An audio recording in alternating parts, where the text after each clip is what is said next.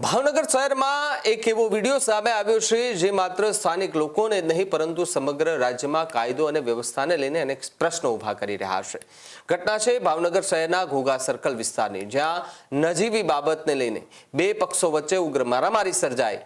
માહિતી મુજબ દુકાન પાસે પડેલા ડસ્ટબિનને લાત મારવાની બાબતે વિવાદ શરૂ થયો હતો। રામોર શ્યામ નામની ગોલાની દુકાન બહાર એક ડસ્ટબિન પડ્યું હતું। એક એક્ઝામ્પલ આપું કે આપણે અત્યાર સુધી જમીન જાયદાદ માટે ખૂન ખરાબા જોયા છે, પરંતુ એક ડસ્ટબિનને લાત મારવા જેવી બાબતે જો કોઈ મરણ પથારીએ પહોંચી જતું હોય, આવા કિસ્સાઓ સાંભળીએ તો આપણે ગુજરાતમાં કાયદો અને વ્યવસ્થાની સ્થિતિ કેવી હોય તેના પર પણ વાત કરવી જરૂરી છે। પોલીસનો ડર કેવો છે તે પણ વાત કરવી જરૂરી છે। દુકાન પાસે પડેલા ડસ્ટબિનને લાત મારવાની બાબતે વિવાદ શરૂ થયો। દુકાનદારે આ બાબતે ટકોર કરતા બે યુવાનો જે છે તે ઉશ્કેરાઈ ગયા અને મામલો બોલાચાલી બાદ સીધો જ હિંસામાં ફેરવાઈ ગયો। આરોપ છે કે ઉશ્કેરાયેલા બે યુવકોએ દુકાનદાર પર છરી વડે જીવલેણ હુમલો કર્યો। આ હુમલામાં બંને પક્ષના લોકોને ઈજાઓ પહોંચી। સમગ્ર ઘટના સીસીટીવી વિડીયોમાં પણ કેદ થઈ છે, જેમાં મારામારીના દ્રશ્યો કેદ થયા હોવાનું સામે આવ્યું છે। હાલ બી ડિવિઝન પોલીસે બંને પક્ષોની ફરિયાદ નોંધી કાયદેસરની કાર્યવાહી શરૂ કરી છે, પરંતુ અહીં સૌથી મોટો પ્રશ્ન માત્ર એક મારામારીનો નથી, પણ શહેરમાં વધી રહેલી ગુંડાગર્દીનો પ્રશ્ન છે। સામાન્ય નાગરિકો છે તેમની સુરક્ષાનો છે, અને પ્રશ્ન છે કાયદો અને વ્યવસ્થાનો, કે કેમ પોલીસનો ડર અસામાજિક તત્વોમાં નથી રહ્યો, ઘટી કેમ રહ્યો છે। વિચારવાની વાત એ છે કે ડસ્ટબિનને લાત મારવા જેવી નાની બાબત એટલી મોટી બની જાય કે લોકો છરી સુધી પહોંચી જાય, તો શું ગુસ્સા પરનો કાબુ ખોરવાઈ રહ્યો છે? શું સમાજમાં એ સહનશક્તિ એ અસામાજિક તત્વોમાં ઘટી રહી છે, કે પછી ગુનેગારોને કાયદાનો કોઈ પણ ભય નથી રહ્યો, પોલીસનો ભય નથી રહ્યો? આ ઘટના અનેક ગંભીર સવાલો ઊભા કરી રહ્યા છે। ત્યારે શું કંઈ જે રામોર શ્યામ ગોલાની દુકાનમાં આખી ઘટના બની હતી અને પ્રત્યક્ષદર્શી જે વ્યક્તિ ત્યાં ઊભા હતા, જે છોડાવી રહ્યા હતા, જે આખો મામલાને શાંત પાડવાના પ્રયાસ કરી રહ્યા હતા, તે શું કહી રહ્યા છે, પહેલા એમને પણ સાંભળી લે। શેની દુકાન આપો છો? રામોર શ્યામ ઘોઘા સર્કલ ભવાની પાલની પડકે રામોર શ્યામ વાળા શું બનાવ બન્યા અત્યારે? મોચે પડકે ભવાની પાન વાળા છે ને, ત્યાં બે અજાણા વ્યક્તિ હતા, નાના થળ કરતા હતા, એમને એવું લાગ્યું કે પીધેલા જ હતા। પછી ત્યાં અડધી કલાક સુધી થળ કરી એ લોકોએ, પછી ગાડી લઈને ગાયગા અમારી પર આવ્યા, અમારી દુકાનની પાસે અમારી ત્યાં ડસ્ટબિન હતું ને, ત્યાં પાટું માર્યું। પછી પાટું માર્યું ને, પછી મારા છોકરાએ કીધું કે ભાઈ બને આવી રીતે ન કરાય એમ, તો એ પાટું મારીને તરત છરી કાઢીને મારા છોકરાને મારી દીધી। કેટલા વ્યક્તિ હતા? એ બે જણા હતા, બે પાસે છરી હતી। તમને કેટલા જણા વાગ્યું? બે છોકરાને વાગ્યું છે, મને બધે અહીંયા વાગ્યું છે। શું હવે નાના શહેરની અંદર આવી નાની બાબતે પણ લોકો હથિયાર લઈને ફરવા લાગ્યા છે? શું જાહેર સ્થળોએ સામાન્ય નાગરિક સુરક્ષિત છે? શું પોલીસની સતત પેટ્રોલિંગ એ પૂરતી અસરકારક છે કે પોલીસનો ડર જરાય નથી રહ્યો? પોલીસનો ડર કેમ નથી રહ્યો?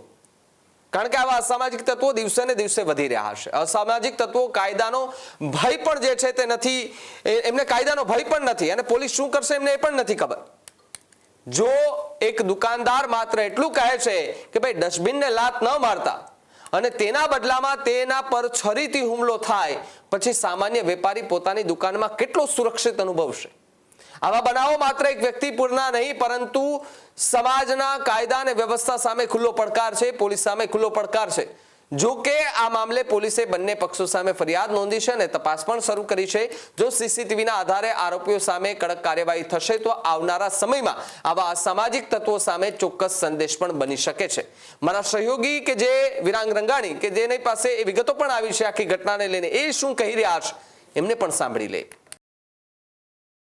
ભાવનગર શહેર અને જિલ્લામાં જે પ્રકારે આવારા તત્વો છે તે બેફામ બન્યા હોય તેવું સામે આવી રહ્યું છે। શહેરમાં ગત રાત્રિના ઘોઘા સર્કલ વિસ્તારમાં રામોર શ્યામ નામની જે ડીશ ગોલાની દુકાન છે, ત્યાં સામાન્ય બાબતે હાલ જે છે તે ઉગ્ર બોલાચાલી થઈ હતી। ત્યારબાદ હુમલો જેવો તીક્ષ્ણ હથિયાર વડે હુમલો પણ જે છે તે કરવા જઈ રહ્યા હોય તેવા સીસીટીવી ફૂટેજ પણ સામે આવી રહ્યા છે।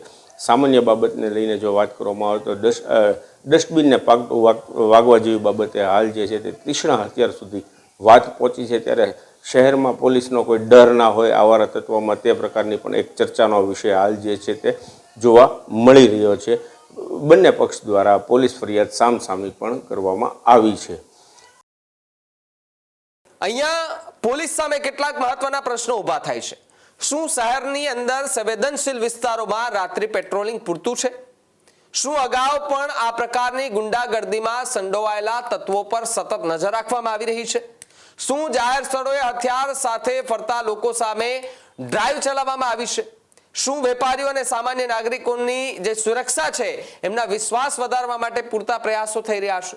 કારણ કે જ્યારે નાની નાની બાબતોમાં છરીઓ બહાર આવે ત્યારે માત્ર એક ગુનો નથી રહેતો, પરંતુ સમગ્ર સમાજ માટે એક ચિંતાનો વિષય બની જાય છે. લોકોની અપેક્ષા માત્ર એફઆઈઆર નોંધાવવાની નથી, પરંતુ એવી કડક કાર્યવાહી થાય કે ફરી કોઈ વ્યક્તિ સામાન્ય વાતમાં હિંસાનો રસ્તો ન અપનાવે, એવી હિંમત પણ ન કરે. ભાવનગર જેવા શાંતિપ્રિય શહેરમાં આવી ગુંડાગર્દી ચોક્કસપણે ચિંતાજનક છે. હવે જોવાનું એ છે કે પોલીસ આ કેસમાં કેટલી ઝડપીથી તપાસ કરે છે, આરોપીઓ સામે કેટલી કડક કાર્યવાહી થાય છે અને ભવિષ્યમાં આવી ઘટનાઓ અટકાવવા માટે શું નવા પગલાં લેવામાં આવે છે.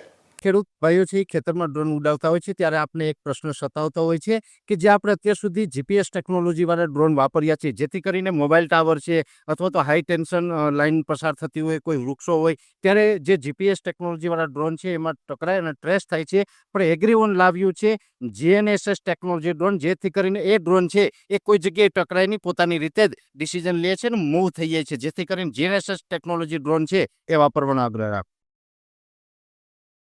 આ જ પ્રકારની તમામ અપડેટ જોવા માટે ન્યૂઝરૂમ ગુજરાતને લાઇક, શેર અને સબસ્ક્રાઇબ કરવાનું ભૂલતા નહીં.